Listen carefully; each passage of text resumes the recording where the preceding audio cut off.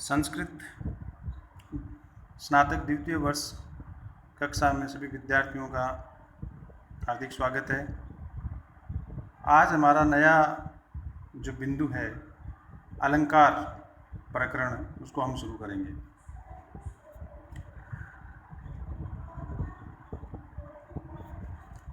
जैसा कि अलंकार नाम से ही विदित है कि सबसे पहले हम ये देखते हैं कि अलंकार शब्द कैसे बना, ये अलंकार क्या है, अलंकार क्या होता है। तो हम इस अलंकार शब्द की व्युत्पत्ति पे जाते हैं तो हमें ये देखना होता है कि यहाँ में रेखांकित किया है अलम प्लस क्री प्लस घै। अलम उपसर्ग या अव्यय कहें, क्री धातु और घै, इन सब की व्युत्पत्ति पूर्वक इस शब्द की होने के कारण ये शब्द निष्पन्न होता है अलंकार। ये तो हुई अलंकार शब्द की निष्पत्ति। वास्तव में अलंकार क्या है,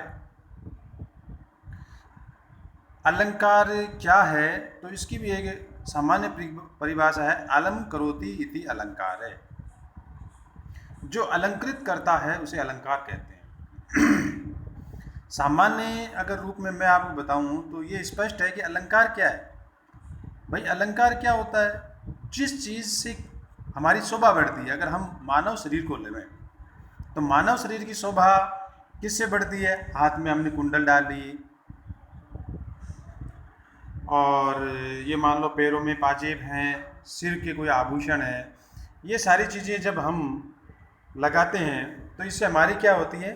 शरीर की शोभा बढ़ती है, और ये क्या होते हैं? अलंकार होते हैं। इसी प्रकार ही काव्य की जो शोभा बढ़ाते हैं, जो सामान्य रूप से जो चीज़ें शरीर की शोभा बढ़ाती है, वैसे जो चीज़ें काव्य की शोभा बढ़ाती है उसे हम अलंकार कहते हैं। अलंकरोति इति अलंकार है। इससे तात्पर्य हमारा ये है कि जो चीज़ अलंकृत करती है उसे हम अलंकार कहते हैं।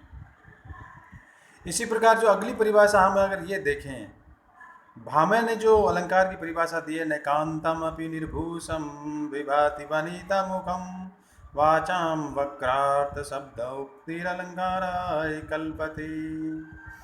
नैकांतम अपि निर्भूषम विभाति वनिता मुखम, यानी एक स्त्री का जो मुख है, या एक स्त्री का कहें हम बॉडी लैंग्वेज है, तो जो अलंकारों के बिना जैसे स्त्री विभूषित नहीं होती है, सुंदर नहीं लगती है, वैसे ही वाचा यानी वाणी में जो वक्रार्थ है, जो वक्रता आती है, वो जो शब्द या अर्थ है उसे ही हम अलंकार कहते हैं। इसी प्रकार दंडी ने परिभाषा दी है, काव्य शोभा करान धर्मान अलंकारान प्रचक्षते, यानी कि काव्य की शोभा बढ़ाने वाले जो टॉपिक्स हैं, जो धर्म है, उसे हम अलंकार कहते हैं।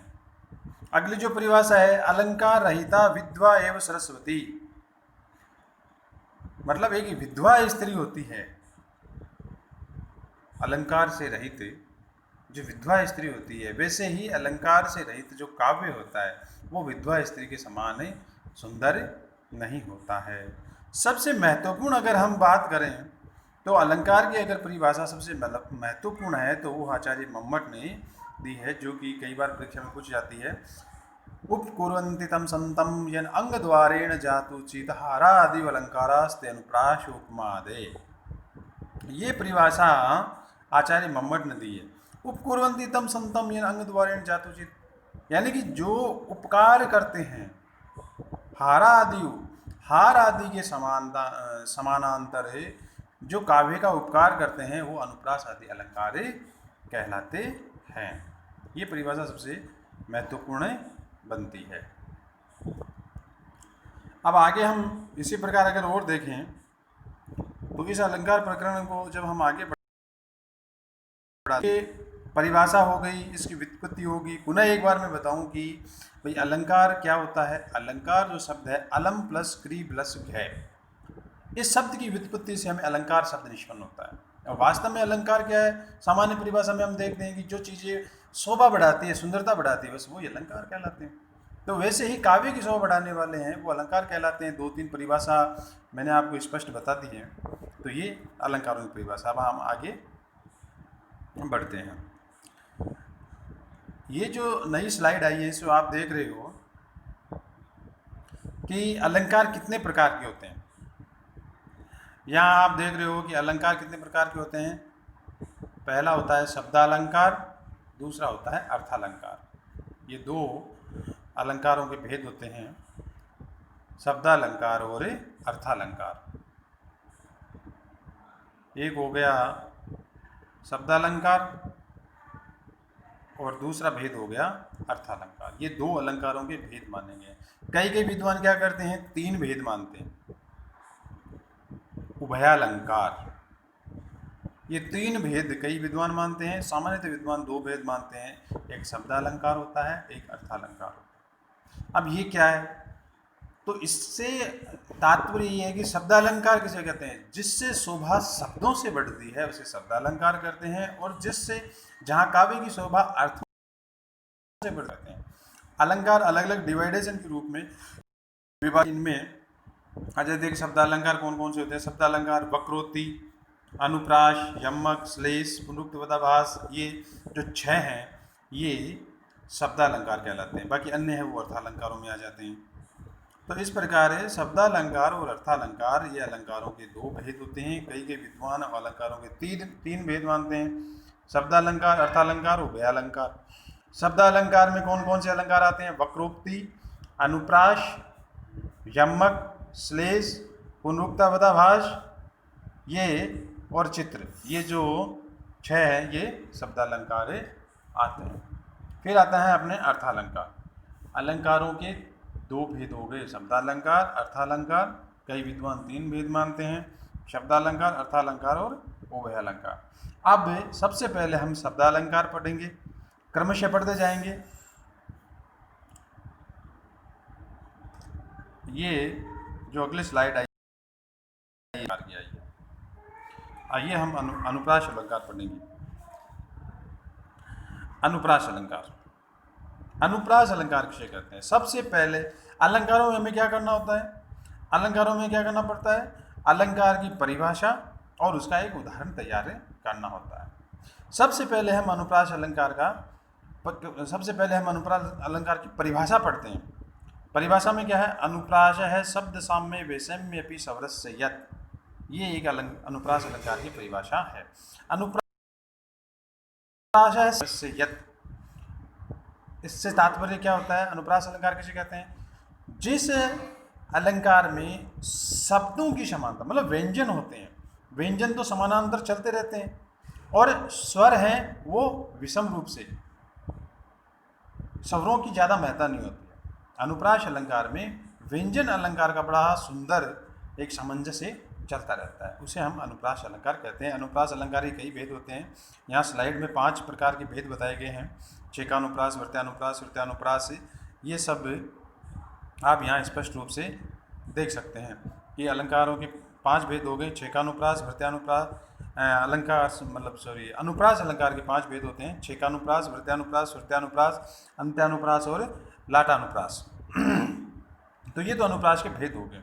अनुप्रास अलंकार की परिभाषा एक बार पुनः मैं आपको स्पष्ट कर दूं। अनुप्रास है शब्द साम्यम वैषम्य अभी, जिस अलंकार में शब्दों की समानता, अर्थात शब्द से मतलब यहाँ व्यंजन की समानता है, व्यंजन जहाँ पर आते रहते हैं कंटिन्यूअस, वहाँ व्यंजन की समानता होती है और स्वरों की विषमता होती है, उस अलंकार को हम अनुप्रास अलंकार कहते हैं।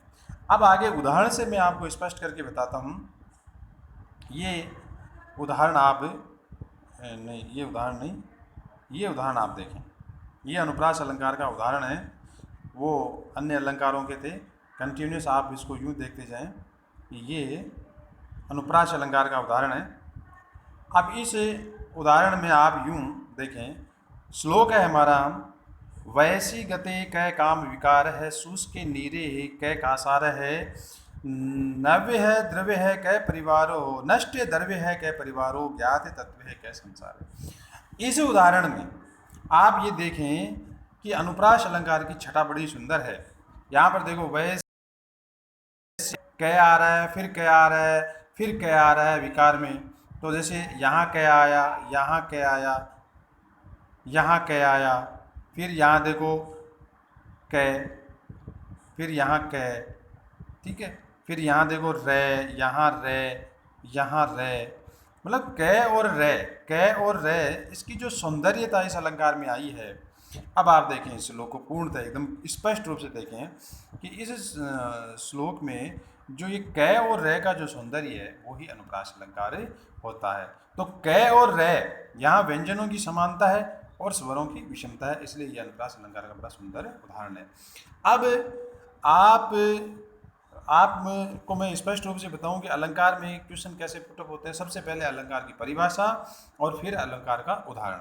अब मैं आपको पुनः यहाँ आपको जो चीज़ याद करने वाली है वो मैं आपको बता दूं कि ये है अपने अनुप्रास अलंकार। तो आपको संस्कृत में ही इसकी ये अनुप्रास है सब साम्य वैषम्य अपि स्वरस्य यत्, ये परिभाषा याद होनी चाहिए और इसका हिंदी अर्थ याद होना चाहिए। इसी प्रकार ये जो उदाहरण है ये उदाहरण आपको संस्कृत में याद होना चाहिए। तो आज की कक्षा में हमने सामान्यतः मतलब अलंकार प्रकरण शुरू किया है और इस अलंकार प्रकरण का सामान्य निरूपण करके हमने अनुप्रास अलंकार का अध्ययन किया है। बहुत बहुत धन्यवाद।